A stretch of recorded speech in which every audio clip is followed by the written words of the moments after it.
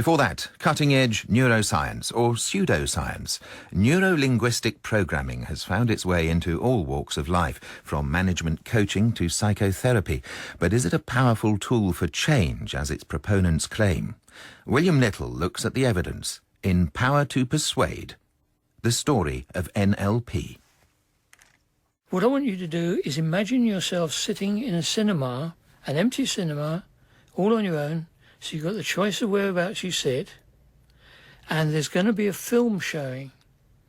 So when you look up at the screen, you see a film, and the film is your hand with some pills in it, and it's coming up to your mouth.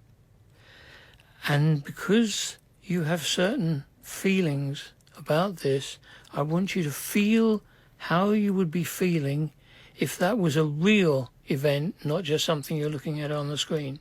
That was NLP practitioner Andy Bradbury trying to help me with my long-term fear of swallowing pills, using a technique known as the fast phobia cure.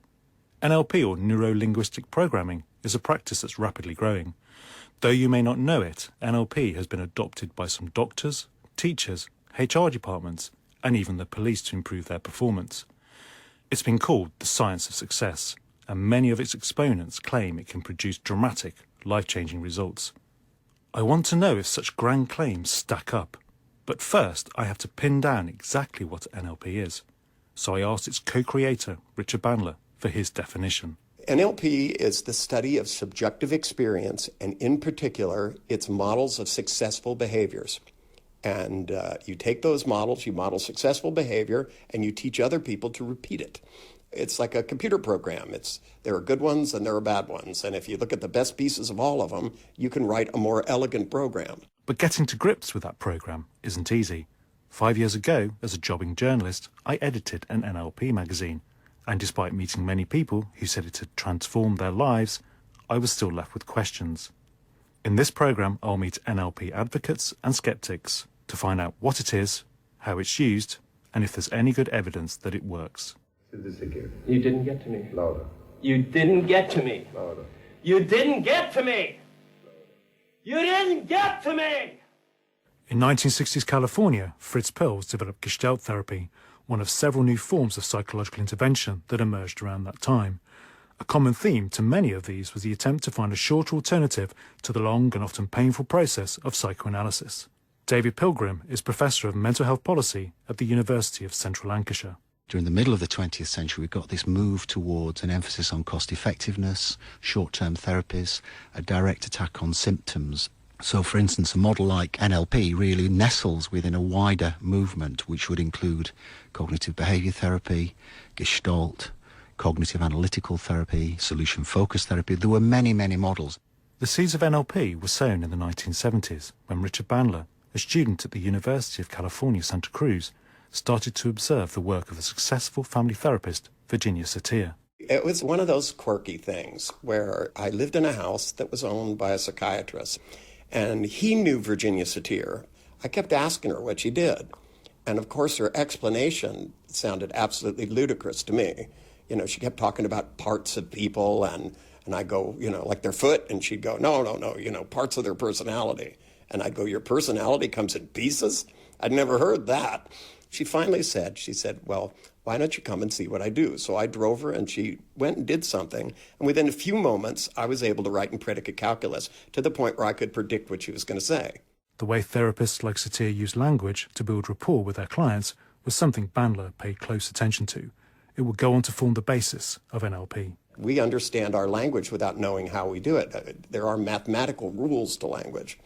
And so I started mapping out first with Fritz Perls and with Virginia Satir just their linguistic patterns to show that it was predictable so people could actually ask questions the same way. And as I started teaching other people, then I met John Grinder, who was a transformational grammarian. When it began, it was a fun time because we were experimenting. We had lots of students that would come in and volunteer to be guinea pigs, basically. Richard Bandler and John Grinder observed, or to use the NLP term, modelled these top therapists: Virginia Satir, Gestalt founder Fritz Perls, and a hypnotherapist called Milton Erickson. In doing so, they distilled something which they thought was even more powerful. Psychotherapists were mostly in denial. There were 160 schools screaming that they had the right approach when none of them could systematically get a single result. So it was fertile ground to have a good time.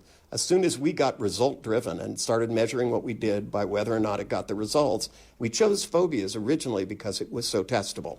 Lucky then that I've got a phobia for Andy Bradbury to test this out on, my fear of swallowing pills. So I want you to think now very carefully, how does the film start, what happens, and when do you stop it? Mm-hmm. Okay, I want you to take that film now, start from the beginning again, but this time run it through twice as fast as it was when you first looked at it just now. Mm-hmm. Now start it from the beginning and run it through 5 times as fast. Mm-hmm. Now I'm going to make a noise the next time you do it, because you're going to do it so fast that when I tell you to start, it's going to go swish! Maybe Andy has cured me, but I won't know for sure, because I'm still too anxious to try. Like many people, when work gets interesting, I have trouble getting to sleep straight away. Maybe NLP can help with that. This time I met a medical professional, GP Dr. Nathira Indrasenan, who, as well as working in a busy North London practice, has also found time to become an NLP master practitioner. Getting yourself nice and comfortable. I'm lying on the floor on a BBC carpet, height of luxury. So you're focusing on that point above you. Just maybe say out loud 5 visual things that you're aware of, one after the other, with your eyes still up there. I can see the window of the studio. Okay. I can see Kathy. Because the way that I work in the NHS as a GP, I like to teach patients techniques that they can take away and use. And this is a highly effective technique. Any sounds? My breathing. There's a hum in the room. If you look at what neuro-linguistic programming is, it's about using your sensory system, the visual, auditory, kinesthetic system, to program your subconscious mind. You may want to just do it slowly, just to allow your focus to just move gently from one to the other. Both Andy and Nathira focused on my senses, visual, auditory and kinesthetic, which is what NLP calls the senses of touch and movement. I'm not being very scientific here. Doing these techniques in a cramped BBC studio is probably not the best way to test them. But I was interested to see what mainstream psychology would make of these sessions, so I played them to Peter Kinderman, Professor of Clinical Psychology at the University of Liverpool.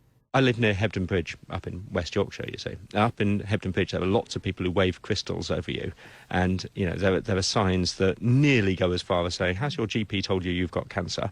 Well, why don't you hold this amethyst and it'll go away? And you think, well, kind of not terribly kosher therapeutic techniques. I wonder if NLP is the same. But no, it wasn't. The techniques that were used on you for insomnia and for phobias, perfectly reasonable. They just seem to be slightly random. I couldn't see the coherent scientific rationale for why those techniques would be incorporated into a formulation-driven therapy. And I think that's where NLP kind of goes wrong, really, in that there's some nice ideas there, but unlike the mainstream psychological therapies, the evidence base is lacking. The internet is awash with evangelical testimonials about the good NLP does, and there's no doubt many people believe NLP has helped them in all sorts of ways. But anecdotes aside, a lack of more scientific evidence has so far prevented NLP being embraced by mainstream psychology. In the 1980s, when NLP was still in its infancy, psychologist Dr. Michael Heap reviewed some research on one of its claims. The things I was particularly interested in as a psychologist were their claims about the use of language and how language is reflected in the way we move our eyes from left to right and up and down. And I wondered if anybody had actually bothered to do any research on what they were claiming. And sure enough, there were quite a few research projects coming out testing these claims. Now, on balance, these research projects did not support the NLP models. Although these were reviews of studies done over 20 years ago, Michael Heap is quoted even today by people wanting to label NLP as just another pseudoscience.